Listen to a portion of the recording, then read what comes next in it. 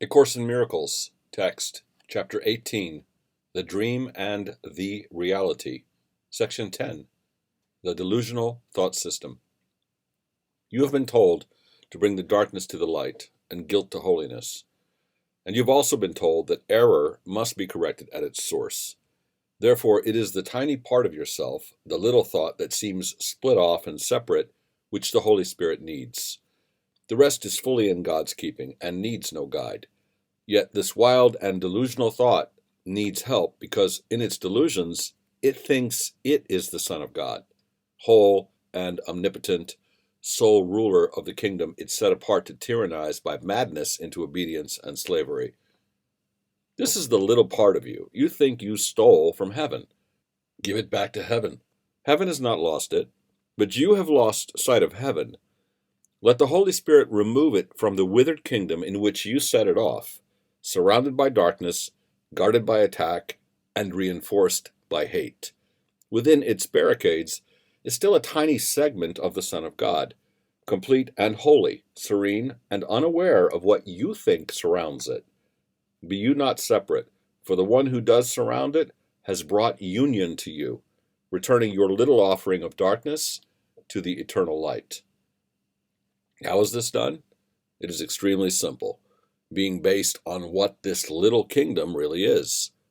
The barren sands, the darkness, and the lifelessness are seen only through the body's eyes. Its vision is distorted, and the messages it transmits to you who made it to limit your awareness are little and limited, and so fragmented they are meaningless. From the world of bodies, made by insanity, insane messages seem to be returned to the mind which made it, and these messages bear witness to this world, pronouncing it as true. For you sent forth these messengers to bring this back to you. Everything these messages relay to you is quite external. There are no messages which speak of what lies underneath, for it is not the body that could speak of this.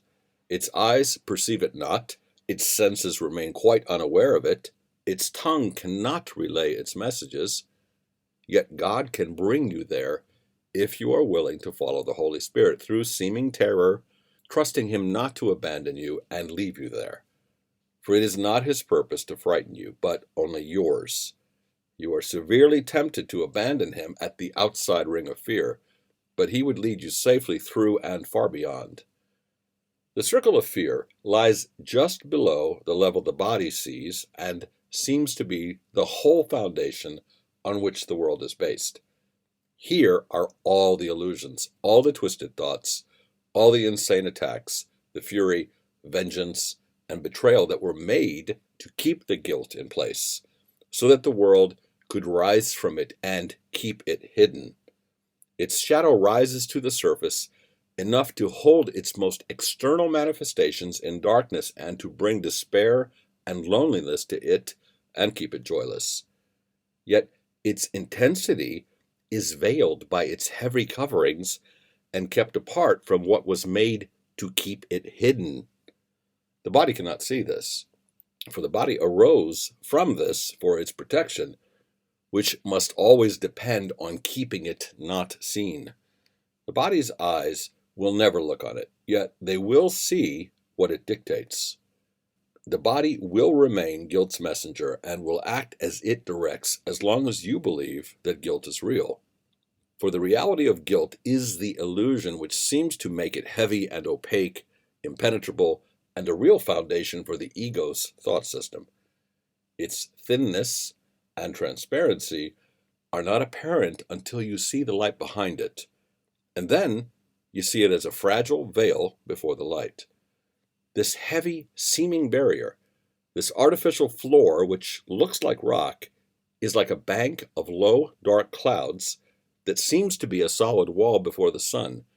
Its impenetrable appearance is wholly an illusion. It gives way softly to the mountaintops which rise above it and has no power at all to hold back anyone willing to climb above it and see the sun. It is not strong enough to stop a button's fall, nor hold a feather. Nothing can rest upon it, for it is but an illusion of a foundation. Try but to touch it, and it disappears. Attempt to grasp it, and your hands hold nothing. Yet in this cloud bank, it is easy to see a whole world rising. A solid mountain range, a lake, a city, all rise in your imagination, and from the clouds the messengers of your perception return to you, assuring you that it is all there. Figures stand out and move about. Actions seem real, and forms appear, and shift from loveliness to the grotesque. And back and forth they go, as long as you would play the game of children's make-believe.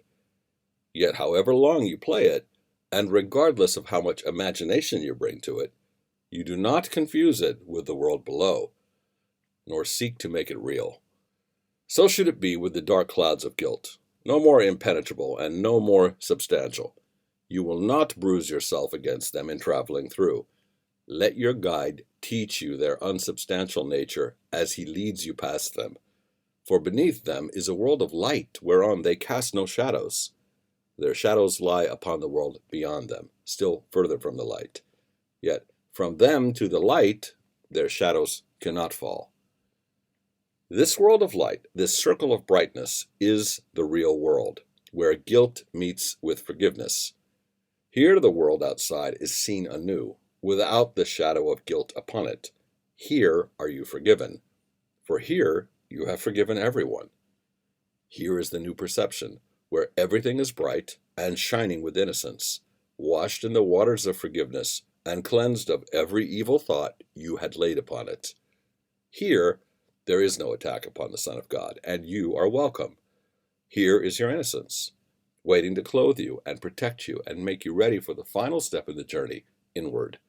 Here are the dark and heavy garments of guilt laid by, and gently replaced by purity and love.